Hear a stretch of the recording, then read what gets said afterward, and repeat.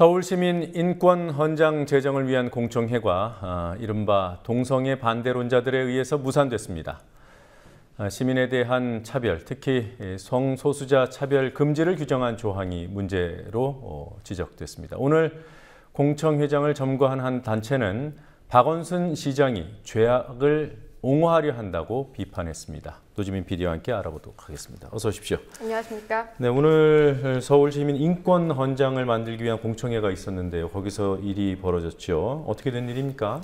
네, 성소수자에 대해서 비판적인 의견을 갖고 있는 단체들이 인권헌장에 동성애를 옹호하는 내용이 있다고 주장하면서 공청회장이 아수라장이 되는 일이 있었습니다. 오늘 공청회는 인권헌장 제정을 앞두고 초안에 대한 의견을 수렴하기 위해서 마련됐습니다. 이 중에서는 논란이 되고 있는 성소수자 차별 금지에 대한 내용도 핵심 내용으로 진행될 예정이었는데요. 하지만 공청회 시작 전부터 시청 앞에 모여들어서 대기하던 보수단체와 기독교 단체들로 인해서 공청회 진행은 불가능해졌습니다. 이 단체들은 인권헌장 제정 시민위원회를 막아서고 끌어내면서 몸싸움이 벌어지기도 했고 119 구급대원들이 출동하는 일도 있었습니다. 30여 분간의 소란이 이어진 끝에 공청회는 결국 무산됐습니다. 네, 지금 나오는 화면이 오늘 현장에서 있었던 그 현장 화면이군요. 네. 예, 그렇습니다. 네, 뭐 동성애 반대, 에이즈 반대 이런 구호도 보이고요. 어떤 조항이 그 인권헌장에 들어가길래 이런 구호들이 나오는 겁니까? 네, 우선 서울시민 인권헌장은 총 7개 장에 50개 조로 이뤄질 예정입니다. 반대 단체들은 그중에서 두 번째 장인 일반 원칙 중에서도 4장 차별금지 사유 내용을 문제 삼고 있습니다. 네, 지금 보시는 것이 논란의 4조 내용인데요. 네, 성별, 종교, 장애, 나이, 출신 국가 등 상당히 포괄적인 내용들이 들어 있습니다. 이 중에서 성적 지향 그리고 성별 정체성에 의한 차별금지를 빼야 한다는 게 반대 단체들의 주장입니다. 이들은 성소수자를 죄악으로 규정하고 죄악인 성소수자를 존중하고 예산으로 뒷받침하는 것은 말도 안 된다는 의견을 펼치고 있습니다. 따라서 서울시는 원래 초안의 내용을 서울시민으로 규정하는 제2안을 제안했는데요. 하지만 공청회가 무산되면서 논의조차 되지 못했습니다. 네. 자, 오늘 한국갤럽이 여론조사 결과를 하나 공개를 했는데 조사 시점을 보니까 좀 오래됐더군요. 어떻게 된 일입니까? 네, 이른바 카톡 감청 논란이 한창이었던 지난 21일부터 이틀간 진행됐던 조사 결과인데요. 하지만 한 달 가까이 지난 오늘에서야 공개됐습니다. 먼저 여론조사 결과가 어떻게 나왔는지 잠시 보시겠습니다. 네, 그러니까 지금 보게 될 여론조사 결과는 10월 22일부터 23일에 걸쳐서 조사된 내용입니다. 네, 내용 보도록 하죠. 예, 카카오톡이나 라인 등의 메신저를 이용하고 있냐는 질문에 우선 응답자 중 73%가 이용하고 있다고 말했고요. 바로 다음 여론조사 결과로 이어가겠습니다.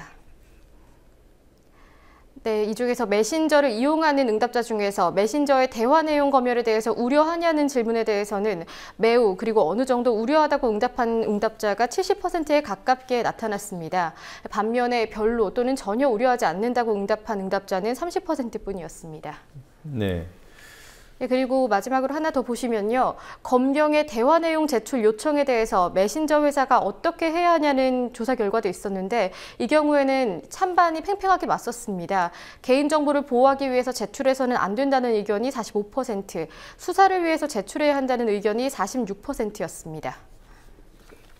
네. 오늘이 20일이니까 거의 한 달이 다 돼서야 공개가 됐는데요. 왜 이렇게 늦어진 겁니까? 한국갤럽은 미디어오늘과의 인터뷰를 통해서 주제가 많다 보니까 우선순위에서 밀린 것뿐이다 이렇게 설명했습니다. 하지만 이 여론조사가 진행됐던 시기야말로 카톡 감청 논란이 핵심 이슈였던 때고요. 이 조사 대신 발표된 여론조사 주제를 보면 시급성이 상대적으로 떨어져 보이는 것도 있었습니다. 갤럽이 공개한 여론조사 중에서 지난주 21일 즈음에서 이뤄진 여론조사는 3개입니다. 네. 새누리당이 카톡 대화 보관 기간을 늘려야 한다고 주장하고 또 김진태 검찰총장이 카톡 증이 감청에 불응한다면 긴급 감청을 할 수도 있다고 말해서 논란이 됐던 바로 그 시기쯤입니다. 하지만 갤럽은 24일 개헌에 대한 의견을 발표한 데 이어서 30일에는 한국인이 좋아하는 TV 프로그램에 대한 여론조사 결과를 발표했습니다. 하지만 한창 핫이슈로 떠올랐던 사이버 검열에 대한 여론조사 결과는 한 달이 지난 오늘에서야 공개됐습니다. 네, 그러니까 한국인이 좋아하는 TV 프로그램이라는 저러한 주제로 진행된 여론조사 결과 밀려서 한 달이 지난 뒤에야 발표가 됐다는 얘기군요. 네, 그렇습니다. 자, 오늘 함부로 잘린 알바들의 성토대회라는 다소 이색적인 제목의 행사가 있었습니다. 어떤 자리였는지 설명을 좀 부탁드리죠. 네, 알바노조가 그간 아르바이트 노동자들이 겪어온 부당해고 사례를 발표하는 자리를 가졌습니다. 오늘 부천 역곡 맥도날드 앞에서 진행됐는데요.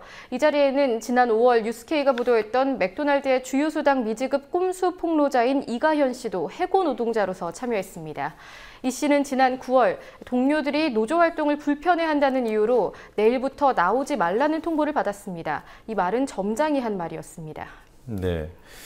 이렇게 함부로 잘리게 된 해고 노동자들, 알바 노동자들 자신이 잘린 이유, 그러니까 해고된 사유조차 통보를 못 받았다고 그래요.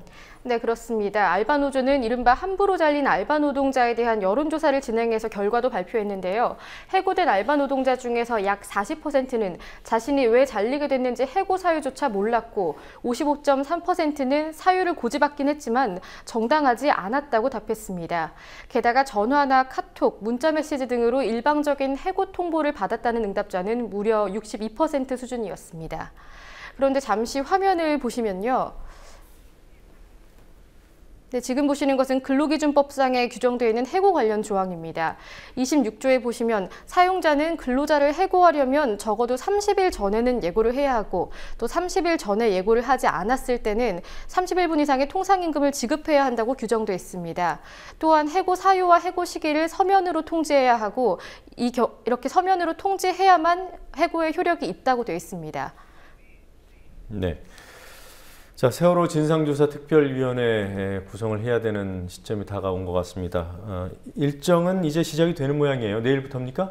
네, 해양수산부가 내일부터 세월호 진상조사특위위원 선출을 위한 희생자 가족대표회의 참여자를 모집합니다.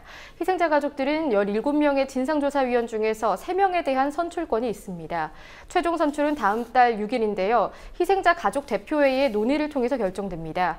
해수부는 참여 신청서를 내일 홈페이지에 게시하고 또 가족들에게는 이메일로 발송할 예정입니다.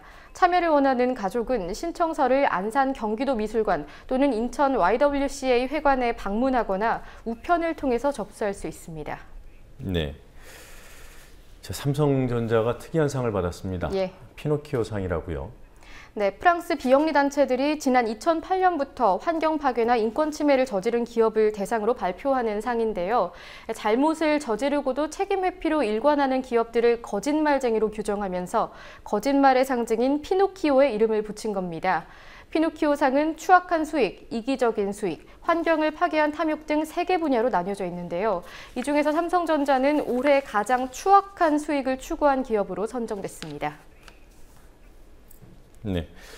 자, 이렇게 선정된 이유를 좀 알아봐야 될 것 같은데요. 그 단체에서는 뭐라고 얘기합니까? 네, 이 단체는 기정부 기구들은 삼성전자를 선정한 이유를 이렇게 표현했습니다. 삼성은 첨단 휴대전화를 자랑하지만 그 제품이 아동노동 등 가혹한 환경에서 만들어지는 것은 부끄러워하지 않는다라는 겁니다.